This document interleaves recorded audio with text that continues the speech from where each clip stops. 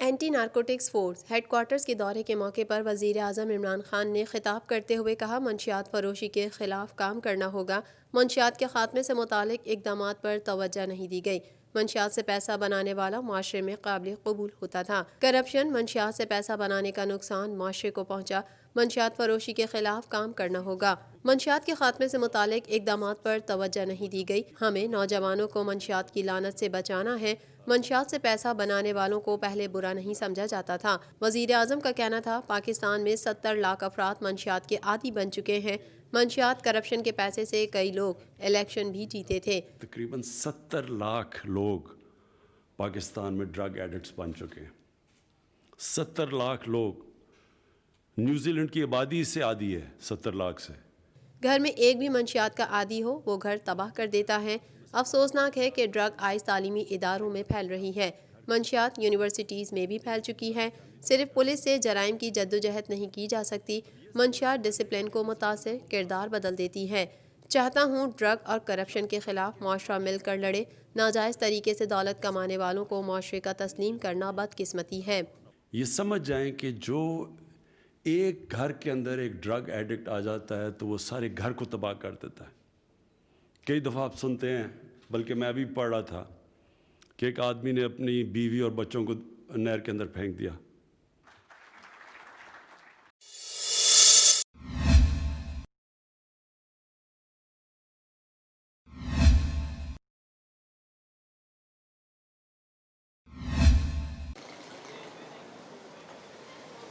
National command and operation centre کے تازہ ترین اعداد و شمار کے مطابق گزشتہ 24 گھنٹوں کے دوران 3795 نئے کیسز رپورٹ ہوئے۔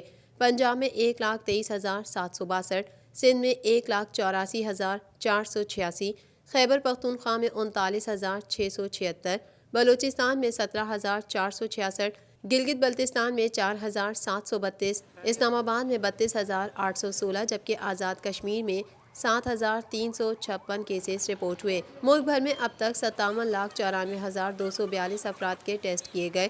گزشتہ 24 گھنٹوں کے دوران 39,076 نئے ٹیسٹ کیے گئے۔ اب تک 3,56,542 مریض صحت یاب ہو چکے ہیں جبکہ 2,539 مریضوں کی حالت تشویشناک ہے۔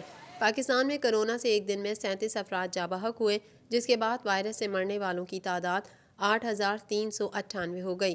پنجاب میں 3,177، سندھ میں 3,019، خیبر پختونخوا میں 1,413، اسلام آباد میں 341، بلوچستان میں 169، گلگت بلتستان میں 98 اور آزاد کشمیر میں 181 مریض جان سے ہاتھ دھو بیٹھے۔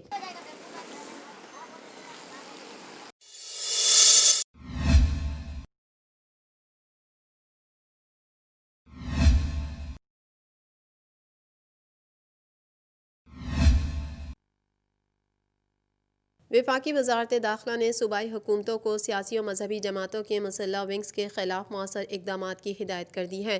وفاقی وزارت داخلہ کی جانب سے صوبوں کو جاری کردہ مراسلے میں کہا گیا ہے کہ مختلف سیاسی و مذہبی جماعتوں نے اپنی ملیشیا بنا رکھی ہے جو مسلح افواج جیسی وردی اور رینکس لگاتے ہیں۔ ملیشیا بنانا آئین کے آرٹیکل 256 اور نیشنل ایکشن پلان کے تیسرے نکتے کی خلاف ورزی ہے۔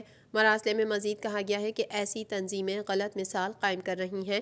اس معاملے سے ملک کا دنیا میں منفی تاثر ابھرے گا۔ ان مسلح ونگز کے خلاف کارروائی نہ کی گئی تو سیکیورٹی صورتحال مزید خراب ہو سکتی ہے۔ تمام صوبائی حکومتیں فوری اس بات کا نوٹس لیں اور اس کی روک تھام کے لیے فوری اقدامات کریں۔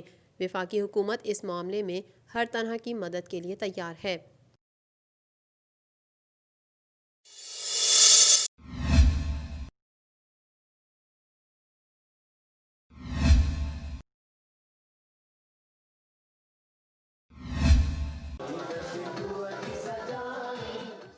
گورنر سندھ عمران اسماعیل کا کہنا ہے کہ سندھ ایک ہے اور ایک ہی رہے گا، کوئی اسے توڑ نہیں سکتا۔ ذاتی اور سیاسی اختلافات تو ہو سکتے ہیں لیکن سندھ دھرتی کے معاملے پر ہم ایک ہیں۔ تقریب سے خطاب کرتے ہوئے ان کا کہنا تھا کہ بنڈل آئی لینڈ سندھ کا ہے اور سندھ کا ہی رہے گا۔ بنڈل آئی لینڈ بن جائے گا تو دبئی کو پیچھے چھوڑ دے گا۔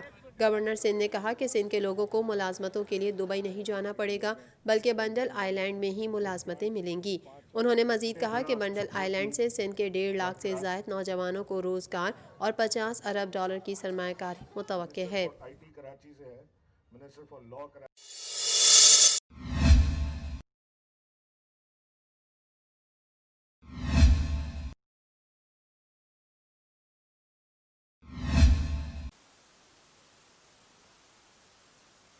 امیر جماعت اسلامی سینیٹر سراج الحق نے اپنے بیان میں کہا کہ معیشت کو پٹری پر ڈالنے کے دعوے کرنے والے آٹے دال کا بھاؤ معلوم کریں۔ تبدیلی کے دعوے دار نے اپنے آدھے دور حکومت میں ہی ملکی معیشت کا جنازہ نکال دیا ہے۔ ان کا کہنا تھا کہ بے روزگاری نے لاکھوں محنت کشوں اور مزدوروں کو سڑکوں پر کھڑا کر دیا ہے۔ غریب روٹی کے لیے ترس رہے ہیں۔ اداروں کو ٹھیک کرنے کا کہنے والے سب کچھ بیچنے پر تلے ہوئے ہیں۔ امیر جماعت اسلامی نے کہا کہ اسٹیل مل سے لے کر پاکستان ریلویز اور PIA وینٹیلیٹر پر جا چکے ہیں۔ Bad governance, law and order کی مخدوش صورتحال تبدیلی حکومت کے تحفے ہیں۔ انہوں نے کہا کہ آکسیجن نہ ملنے سے خیبر ٹیچنگ اسپتال میں 8 مریضوں کی موت بڑا سانحہ ہے۔ وزیر اعظم خیبر پختونخوا میں تبدیلی کے بلند و بانگ دعوے کرتے نہیں تھکتے تھے۔ آج PTI کی صوبائی حکومت کی ناک تلے 8 مریض آکسیجن نہ ملنے سے موت کے منہ میں چلے گئے۔ انہوں نے مطالبہ کیا کہ خیبر ٹیچنگ اسپتال میں آکسیجن نہ ملنے سے ہونے والی اموات کی فوری تحقیقات کی جائیں اور ذمہ داروں کو کٹہرے میں کھڑا کیا جائے۔